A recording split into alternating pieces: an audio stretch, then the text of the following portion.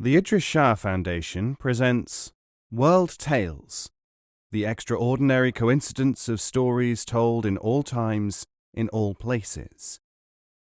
Collected by Idries Shah. First published 1979, published in this edition 2017. This audiobook is narrated by David Ault. Foreword. That lurking air of hidden meanings and immemorial mythical signs which we find in some fables, recalling a people, wise and childish at once, who had built up a theory of the world ages before Aesop was born. Ernest Rhys, 1925. The content of folklore is metaphysics. Our inability to see this is due primarily to our abysmal ignorance of metaphysics and its technical terms. A. K. Coomaraswamy. The folk tale is the primer of the picture language of the soul. Joseph Campbell. They, tales, appeal to our rational and irrational instincts, to our visions and dreams.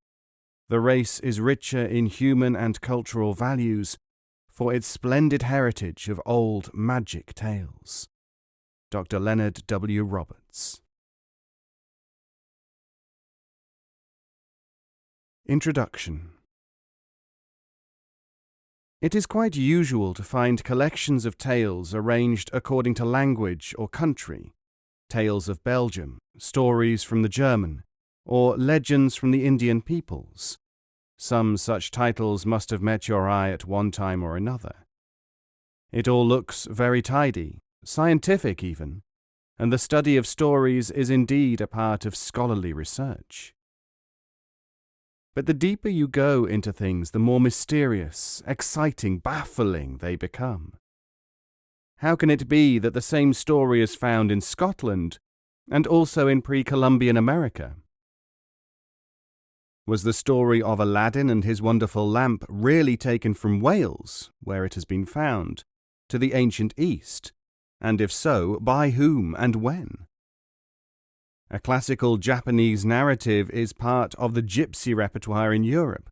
Where shall we pigeonhole it in national terms?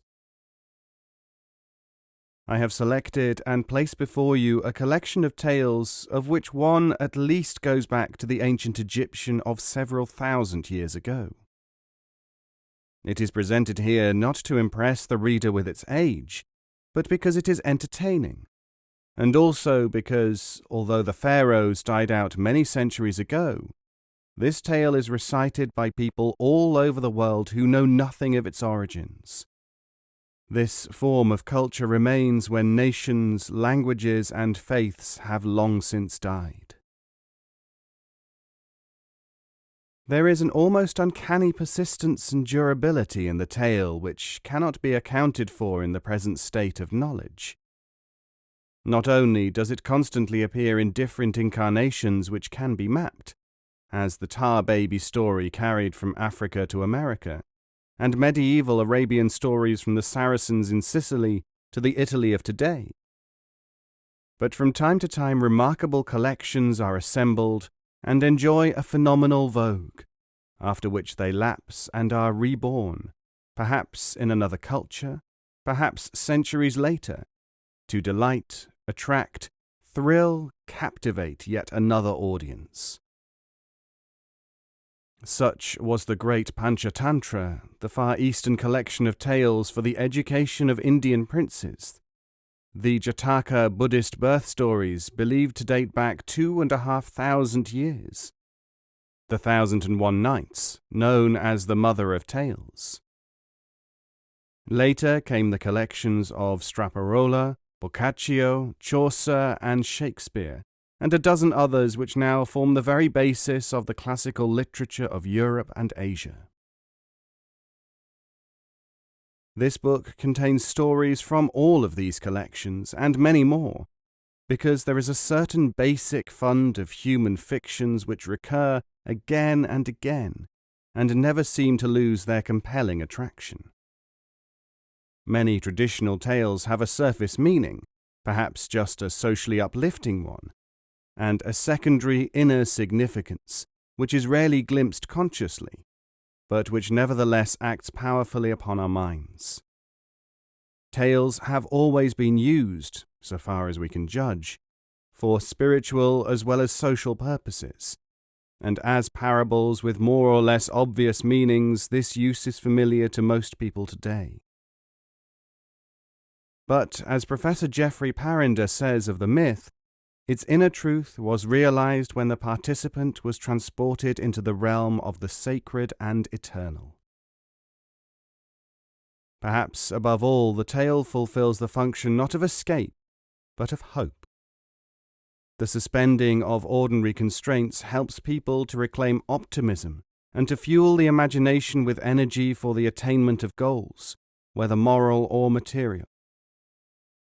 Maxim Gorky realized this when he wrote, "In tales people fly through the air on a magic carpet, walk in 7-league boots, build castles overnight. The tales opened up for me a new world where some free and all-fearless power reigned and inspired in me a dream of a better life." When relatively recent collectors of tales, such as Hans Christian Andersen, the Brothers Grimm, Perrault and others made their selections, they both re-established certain powerful tales in our cultures and left out others from the very vast riches of the world reservoir of stories. Paradoxically, by their very success in imprinting Cinderella, Puss in Boots and Beauty and the Beast anew for the modern reader, they are all very ancient tales widely dispersed. They directed attention away from some of the most wonderful and arresting stories which did not feature in their collections.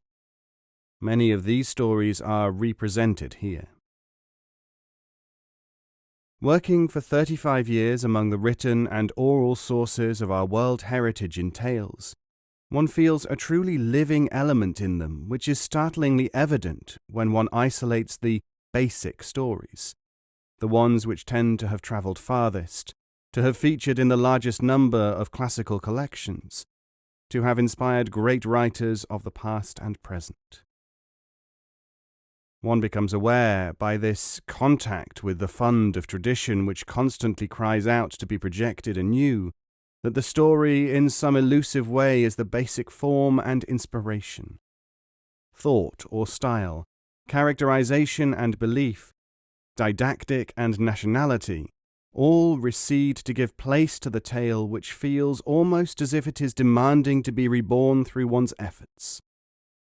And yet those efforts themselves, in some strange way, are experienced as no more than the relatively poor expertise of the humblest midwife. It is the tale itself, when it emerges, which is king.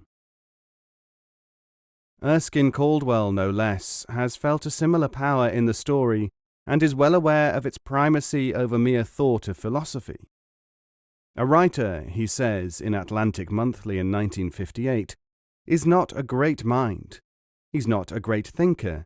He's not a great philosopher. He's a storyteller. Idries Shah.